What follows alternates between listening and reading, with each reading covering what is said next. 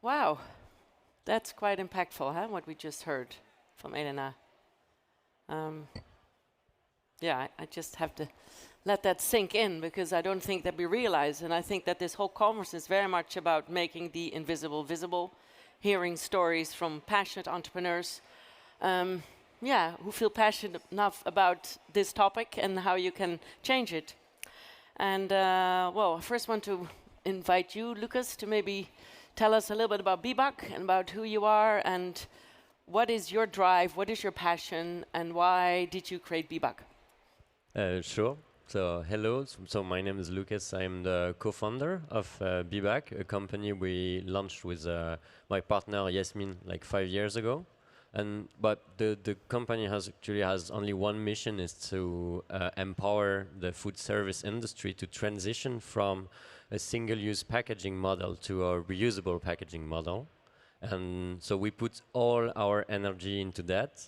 And what is our passion? Actually, our passion is to take just one problem. So for us, it's the issue of single-use packaging that I think everybody knows today. So I don't even have to tell the numbers about the billions of single-use packaging that we have in the landfills or the oceans every year. So we all know the issue that we face, but we also all know that there are another way to use our business practices, to change our business practices, and start just consuming our products with no waste at all. And so that's why the 45 people of BIBAK now are working into that. And so we are operating in France right now, but we will grow in over Europe as of next year. Okay, wonderful, thank you. Moody, we just had a brief conversation at your stand. I'm inviting you to come and see the stand of RIP Labs. Please introduce yourself and tell us about what is your passion, what brought you to what you're doing today. Thank you, Carine. It's a real pleasure to be here. So I'm Moody Soliman. I'm the CEO and co-founder of RIP Labs. We started RIP Labs about 6 years ago. And our mission is simply to put an end to food waste. And why food waste? Well, I see a timer here. It's about 21 minutes. So just to put it in perspective, over the next 21 minutes, we're going to waste enough food around the world to feed over 20 million people. So literally every minute we're wasting enough food to feed over 1 million people. And that food waste ends up in landfills. In fact, if food waste was a country, it would be the third largest greenhouse gas emitter behind the US and China. So it's not just an economical problem, it's a social and environmental problem as well. And those losses are experienced all across the supply chain, from the farm all the way down to the consumer. And so we figured if we're going to have a real impact on that problem, we have to come up with a solution that's easy to use, can be applied anywhere along the supply chain, and can be adopted by the smallest smallholder farmer to the largest distributor and packer that can process up to 10 million pieces of fruit per day. And we believe that's exactly what we did at RIP Labs. So we turned to nature, very much like the previous presentation, which is very inspiring. And we turned to plant-based food-grade compounds that are volatile. So we can take those compounds, develop a formulation that we can add to the surface of a sticker, for example. Many surfaces, but the sticker is our flagship product. You simply take our sticker, apply it to a fruit or a package of the fruit. It will release the natural bioactive, again, food-grade compounds. It's 100% safe. And prevent premature rotting. And so in some cases, we have doubled the shelf life of certain fresh produce. We're focusing today on fresh fruit, and then eventually going to be expanding into other food groups.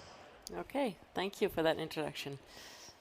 Dan, now you are on the other side of this. You're on the financial side of that. Can you please explain a little bit about what you do with Generation.VC? Of course. My name is Dan Fishman. I am one of the general partners at Regeneration.VC.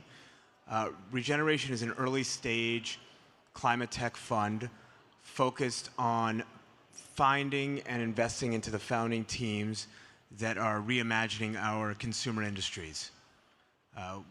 We know that the take, make, waste world that we live in, with 93% of materials ending up in landfills, with 70% of global GHG emissions caused by consumer industries, we know that if we transition this to a circular economy, we can find ways to abate 45% of those greenhouse gases. We know that we can consumers can change the way that we look at climate change, and we can reverse the crisis we're in by the reimagination of these industries, whether it's the fabrics, the dyes, reverse logistics, food waste. We as a group, as a species, have the ability to reverse this problem that we're currently in. Okay, thank you very, very much. Lucas, would you be able to actually tell us a little bit more about what you do with BIBAK, like content-wise? I mean, how do you educate your clients?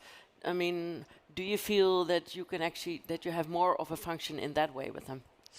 Sure. So actually, with BIBAK, so as a company, we have the belief that when you produce something, before it goes as a waste, you need to use it as long as you can. So that's the first thing. It's quite simple, actually, when you think about it, but in our everyday products, that's something we don't do. So we work with big food companies, so like, for example, the catering business, so with companies like Sodexo, Compass. We also work with fast food industry, so companies like Burger King or other like big brand names. So those companies, they have industrial issues, so they need to produce a lot of food products for millions of consumers every day. So what we need, basically, if you want to drive the change at scale and make them go into the reusable system, the first one is you need to engage the leaders of those companies. It's very, very important because leaders are driving the change. It's true at the state level, then it's also true at the company level. So that's where we start. So we do a lot of education, and we try to show them step by step that you can, like, operationally put in place a reusable system at scale level. So that's the first part. The second one is be excellent in execution. So we were talking about it just a bit before the show happens. But if we want to make it work at scale, we need to show those companies that reusable packaging and the operation system is working very well. So we need to build trust into, like, sustainable alternatives to the current system of single-use packaging. And the third one is we use data and user experience all along the life cycle of the products to enhance that trust. So meaning that when you put a product into the market, you need to make sure that we will bring this product back. So that's why we call the company BIBAK, like meaning bring it back. Bring it back. So we use data to track the products all along the life cycle, and we make so to make sure to our clients that if they invest in reusable packaging, because it's now an asset and not a disposable anymore, we will make sure that they will bring the product back, will bring the packaging back, sorry, and use it again. So that's why we use data. And user experience, we need to make sure that the end consumer who will have the products in his hand, we will make everything to make him bring the product back as well. So that's why it's very important to build data and user experience to make sure that and today we have like 97 of the packaging that we put in service I brought back by consumers. So it's quite a good statistics. Yeah, wow, that's great. That is fantastic news. Thank you very much. And you are active, of course, in France, but how many other countries are you active?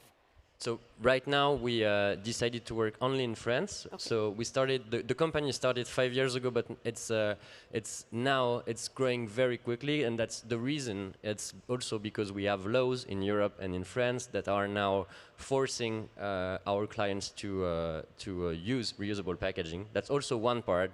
Like, if you want a sustainable model to scale, you need the law to help you. Like, there is no alternative to that. So in France, we have the local AGEC who is helping us, but we decided to focus on France specifically this year because we want to master our execution. And after that, we will start growing in 2 to 3 other countries by next year, so 2024. And by 2025, we want to be all over Europe. That's great, because I think that you can also surf on the Green Deal and everything that's happening right now. I mean, I think Europe is really leading the way. That's what I feel when I see globally.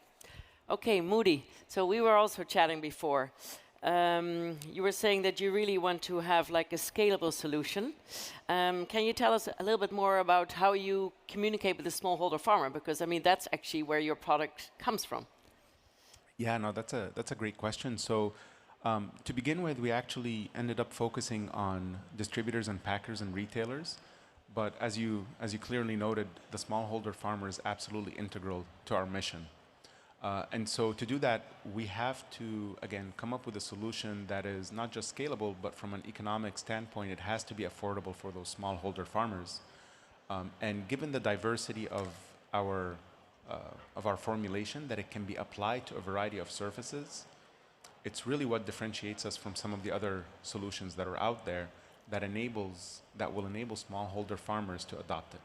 So for example, the formulation today is applied to the surface of stickers, but it can also be applied directly to the packaging material. Yeah, you just showed me that. Exactly, yeah. Or in case of the smallholder farmers in certain regions, for example, in Nigeria, they often use those woven baskets to transport fruit and transport produce. And so again, because our core competency is the formulation, and it's developing a formulation that can be applied to many of those surfaces, we can find ways of integrating the formulation directly into their everyday habits and practices so that they can easily adopt it at an affordable price point. Okay. What is the potential of your market? I mean, I always try to show people the numbers. I mean, what is the potential of your market? Yeah, the potential is quite mind-boggling. We were talking about that a little bit in there. If you just focus on strawberries alone, that in of itself is huge. But really, just to maybe give it a little bit more perspective, if you just look at fruits and vegetables alone, you're talking about close to $500 billion of waste every year. That's incredible. And so that's the overall potential. Now, of course, there are many reasons for this waste.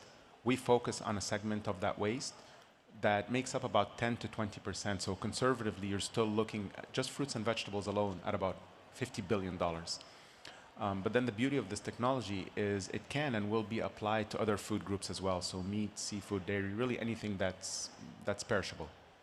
And so, yeah, you can play around with the numbers from there. Great. Dan, could you maybe elaborate a little bit about your portfolio? Because I think it'll be interesting for the audience to hear what kind of companies that you've actually invested in. Sure. Currently in our fund, we've invested into 12 companies.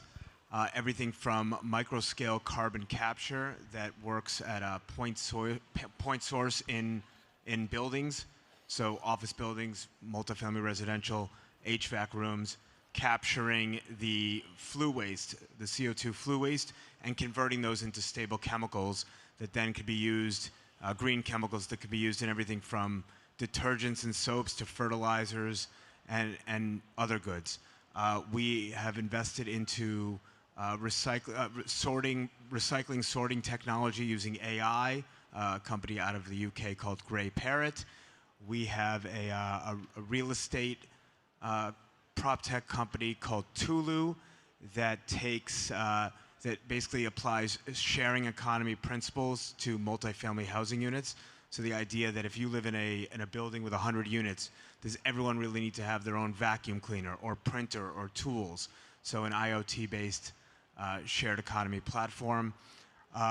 We've invested in packaging. We have a company called Cruise Foam. Cruise takes shellfish waste. The second most natural abundant polymer on the planet is called chitosan. Using this shellfish waste, they create a styrofoam replacement that is home compostable. You could put it in your garden when you're done with it, and it'll actually feed the plants. We invest in textile dyes. We have two companies, one called Colorifics that uses synthetic biology to grow color. And then we have a company called Nature Coatings. Both companies are over here, actually. Nature Coatings is a 100% certified bio-based replacement for carbon black. If you don't know what carbon black is, just about anything that is a true black color, whether it's a phone case, sneakers, or your car paint, is made from petroleum-based sources. So, we want to invest into founders and companies that have true circular economy solutions. And we are an investment fund, so financial returns are important to us. But just as important to us are the impact measurement that we can gather from our portfolio. And when we report to our investors and to the public, impact is extremely important to us. We have a dedicated group that uses not just measuring impact, but is creating and taking all these different sources today to try to hone in on what's important when you are measuring impact, because sometimes you might think carbon is the most important, but you're trading it off through material resources. So you really have to take into account a lot of different things when you're measuring the impact, and we try to do that through our portfolio. You can go to Regeneration.VC, our whole portfolio is there, as is our team, and we take what we do very seriously. Fantastic. Thank you so much. So Lucas, I think I mentioned this to you, but I was part of the whole TED movement for many years, and there's one thing I always learned there, that it's very much about storytelling, and especially when it comes to the founder. So what was it within you and Yasmin that really ignited this passion that, okay, this is what I want to focus on? Okay, so actually it's a good question, because Yasmin and we didn't know each other before launching the company, before launching BIBAK. So I used to work for 4 years for a company in the retail industry. So I was working on laundry, and especially on the laundry market. And so when I visited the laundry plants, let's say, I saw like the number of plastic bottles that were used for laundry. And there is a particularity in the laundry business, is that most of the consumers, they always buy the same brand, like all the time. They buy the same products like every week almost. And I was thinking, so if you buy the same products every week, why do you buy the plastic bottle again every week? Like, it doesn't make sense, right? You have one bottle, you could use it as long as you can. So I thought about that. And then if you look at other countries in Europe, our neighbor, like in Germany, for example, or in Belgium, not for every product, but they have that reusable system for beer bottles, for example, or for other types of bottles. So they are used to that deposit system, as we say it. So I was like, why don't we do that in France? And so I left the consumer goods company in 2018. And then I start thinking about, like, why don't we bring back that the deposit model here in France, and why don't we push back the system of reusable packaging? And then I met Yasmin. Yasmin has a very interesting story as well, because she used to work on platform oil, Really? industry. Yeah, she used to work on platform oil, so she's traveled the world on that. Then she left. She worked for. She launched actually a political party, a green party, and then she worked in consulting for 2 years, and she left also for the same reasons. So we met each other through a friend who said, like, Lucas, I met Yasmin. She's amazing. She's working on this deposit system that she wants to bring back. It was at the same time, and so we just met each other. Then we started straight away to work like 6 hours per day on that program, on that like ID, and that's how it started actually. And Okay. so now we have like 300 clients, and it's growing. Yeah, because I mean, I would think that Procter & Gamble and Unilever actually did a good job in creating that brand consistency and loyalty. So that could be potential clients for you. Yes, exactly. Yeah, Okay. in the end, yes. The retail industry is just taking its time. Let's say it like that. Of course. But it will come in the end. That's the shareholder value, which I think we were all talking about yesterday. Sandrine Dixon de Clève from the Club of Rome said, and also Timothy, we need to reinvent capitalism, or that's for another discussion. So Moody, I am actually going to ask you the same question, because you've had a history also in the medical industry. So I would like to hear a little bit more about that. Yeah. So I'm an engineer by training. I actually started my career in medical devices as a manufacturing engineer on class 3 cardiovascular medical devices, and then eventually went into biotech. And so I was fortunate to start my career in what you would call maybe an impactful space, in terms of, we were working on devices that solved problems, obviously very important problems, for maybe 1 in 100,000 people for certain cardiovascular cases. And when we came across food waste and agtech, it was just mind-boggling, the size of the problem, and the fact that food waste specifically affects every single person on the face of this planet. Doesn't matter where you're from, doesn't matter what your income is, it affects everyone. Yet, innovation in that particular space, as little as 6 years ago, was relatively limited. So it was really an opportunity to do something even bigger that's going to impact that many more people. And my co-founder and then the rest of the team at Ripe Labs, that is why they get out of bed every day. It's that committed mission to fighting food waste and finding innovative solutions for it. And you're based in the United States? Yeah, we're based in the United States and actually in Leuven in Belgium too, so we have some European That's roots. good. Yeah. I was actually hoping that you may have a European counterpart as well. That's right. So Dan, how do you see the next 5 years for your industry? Great question. I see that there are a ton of tailwinds in the climate tech space. Obviously, in the U.S., from a regulatory point of view, the Inflation Reduction Act, and here in Europe, there are quite a few laws coming into play, whether it's the extended producer responsibility laws, the European Circular Economy Action Plan. So from a regulatory point of view, there's a lot of amazing things going on. And then, of course, from a corporate point of view, many of these big corporates have made pledges. 2030, they want to get to net zero, or they want to use recycled packaging or compostable packaging.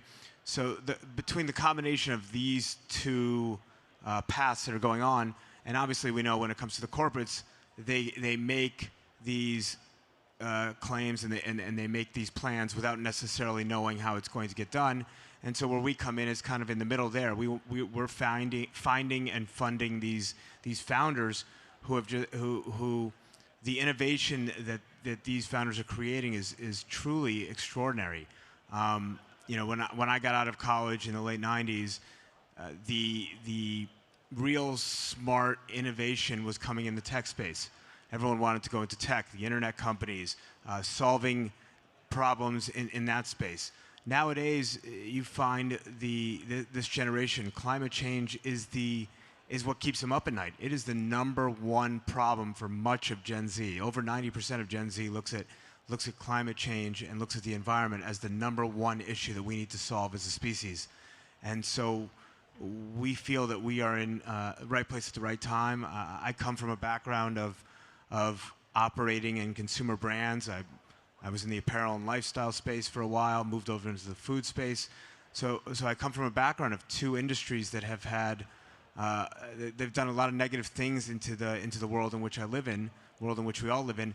And now the other side is happening. There are so many different positive solutions. It's all about finding the ones that have the potential for scale, that have the potential for price parity, that are drop-in replacements. And I'm extremely excited. I think that this is, the next 5 years, the next 2 years, 10 years, I think it's really just a rocket ship.